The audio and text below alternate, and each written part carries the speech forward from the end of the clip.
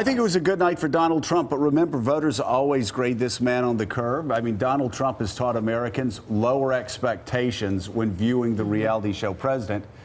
He had American carnage. Remember, that was really an inspiring speech. Through Charlottesville, through slandering the entire continent of Africa, Donald Trump has earned the first-year distinction of carrying the lowest approval rating in American history. He earned it. But last night, the Washington Post said he was on his best behavior. True. But that doesn't mean he didn't deliver a divisive speech. He did. And while it may have polled lower, according to CNN, than any State of the Union address in 20 years, almost half Americans thought it was, quote, very good. Again, we're grading on a curve, and in Trump world, that's a big win. Never mind that his boasts about the economy were mostly hollow. Job growth, wage growth, even the stock market performed as well or better under Barack Obama. Check the numbers. But you know, Democrats did nothing to show that they have a better deal for America.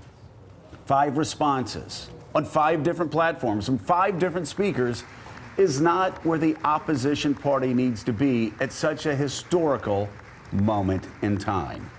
They shouldn't fool themselves either. Last night was a good night for Donald Trump, and it should hold him in good standing with the supporters and independents, at least until his first tweet today, which, Willie, what's that going to come in? I don't know. Maybe 15 minutes. Give it a couple hours. Yeah, within but the hour. I do think, though, again, grading on a curve, understanding that a lot of people were saying great things about his speech last year, and 3 days later, of course, he said Barack Obama wiretap was going around wiretapping his phones in Trump Tower. So, again, everything is relative. That said, you look at the numbers.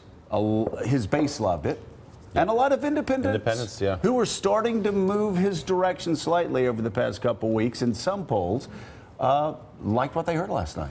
Yeah, if you took that speech last night in a vacuum, having known nothing previously about Donald Trump, it would have been a pretty conventional Republican president's speech. It had a lot of conservative notes in it. Like, as you said, he touched on the base. He hit immigration hard, which he knows his voters are worried about. But we can't take it in a vacuum. It's totally divorced from the presidency he's had for the last year. When he talks about a message of unity, there's been no unity in this country for the last year, and that's been driven by him. So again, this is rhetoric. He gave a good speech off a teleprompter, but let's see what he does today and tomorrow, and let's remember what he's done over the last couple of years. And let's hear him talk about unity and what he calls a new American moment.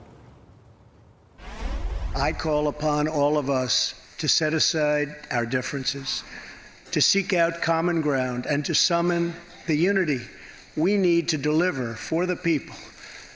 This is really the key. These are the people we were elected to serve. This, in fact, is our new American moment. There has never been a better time to start living the American dream. So to every citizen watching at home tonight, no matter where you've been or where you've come from, this is your time. If you work hard, if you believe in yourself, if you believe in America, then you can dream anything. You can be anything. And together, we can achieve absolutely anything. John, as we've been trying to say for most of this presidency, context matters. And you look at the context that speech was given in, that those words were given in. It's a context of a constitutional crisis about to erupt if Donald Trump moves forward with firing Bob Mueller or firing Rod Rosenstein, or even exposing a memo that the FBI director and the Deputy Attorney General rushed to the White House and to Capitol to beg him not to release. There's a reasonable argument that we're already in the middle of a constitutional crisis, and it's a rolling Saturday Night Massacre is what we're seeing in terms of how the ongoing war against the Justice Department and the FBI by the Trump administration to discredit those institutions.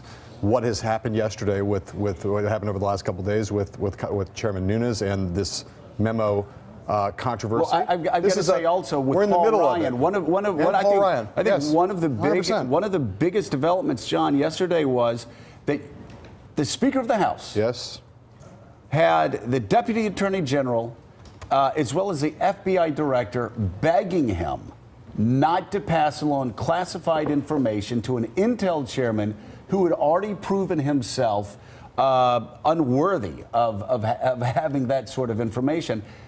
And the Speaker of the House, he chose sides. Yeah. he chose sides yesterday. And yesterday will be a day that will be remembered for Paul Ryan deciding that a respected House Intel Committee and a bipartisan Intel Committee is a quaint notion in the past. History looks kindly on Mitt Romney in 2012, pointing out that Russia was America's greatest geopolitical foe. The left, many Democrats laughed at Mitt Romney for that. Yeah. Paul Ryan was on that ticket. The Paul Ryan of 2012, who stood proudly with Mitt Romney and said, Russia is our main geopolitical adversary, is now behaving in this way. It's almost inexplicable, and there are people that we both know who are great admirers of Paul Ryan and have been for years who find this totally baffling. But back to your original point. Wait, let me say beyond, I've known him since he was 22, it's despicable. So, and I say that as a guy I like, and I've liked since he was 22. Well, His that's why you're actions disappointed. yesterday were despicable, and I couldn't be more disappointed. So we're in the midst of a rolling, I think, a rolling constitutional crisis. And it's the reality that unlike Richard Nixon in 1974, when he gave his State of the Union amidst a year into the Watergate investigations, this investigation is, in some respects, it has more breadth. Right, because no one claimed Richard Nixon was a traitor. No one claimed Richard Nixon was aiding a foreign government. Richard Nixon was guilty of gross domestic abuses. But this is a two-pronged investigation in which you've got all of that domestic stuff on the obstruction of justice side, plus maybe the greatest foreign policy scandal, national security scandal, in the history of the country. So that's the context in which this speech takes place. Thanks for checking out MSNBC on YouTube, and make sure you subscribe to stay up to date on the day's biggest stories. And you can click on any of the videos around us to watch more from Morning Joe and MSNBC. Thanks so much for watching.